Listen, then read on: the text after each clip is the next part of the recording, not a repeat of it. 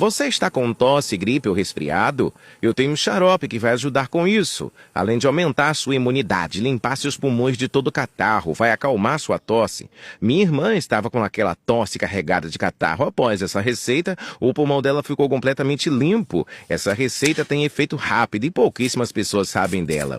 A laranja, ela é rica em vitamina C, fortalece o sistema imunológico, fonte de antioxidantes que ajudam a combater o estresse oxidativo e protegem as células contra os danos, contém fibras que promovem a saúde digestiva. O limão também é rico em vitamina C e antioxidantes, proporcionando benefícios semelhantes ao de laranja.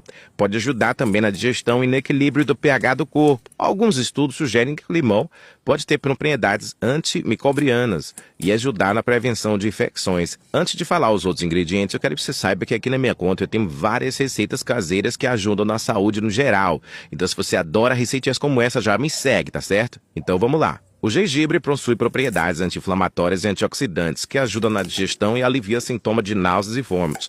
Alguns estudos indicam que o gengibre pode ser efeito benéfico na saúde cerebral e na redução da dor. A cebola roxa é rica em antioxidantes, incluindo a quercetina, que possui propriedades anti-inflamatórias, ajudam a reduzir a pressão arterial, melhorar a circulação sanguínea. Alguns estudos também falam que ela tem efeitos antitumorais, tá? É benéfica para a sua saúde do coração, ela é incrível. E depois disso, o alho tem propriedades antimicrobianas e antifúngicas, podendo ajudar a fortalecer o sistema imunológico, auxiliando na redução da pressão arterial e no controle do colesterol. Contém compostos antioxidantes que ajudam a contribuir para a saúde cardiovascular. Você vai colocar tudo isso aí com meio litro de água em uma panela.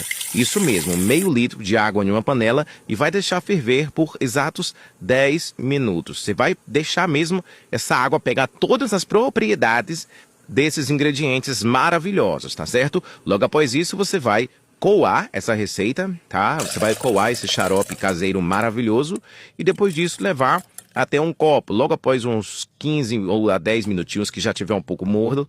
Posso colocar mel, Henrique? Se você tiver diabetes, é bom não colocar. Se você não tiver, pode colocar sim um pouquinho de mel, tá? Uma colher de chá de mel já é o suficiente. Você coloca, mistura e você pode ter certeza que é uma receita deliciosa e maravilhosa e vai te ajudar bastante. Compartilhe essa receita e coloca uma nota de 1 a 10 aqui nos comentários para saber se você gostou.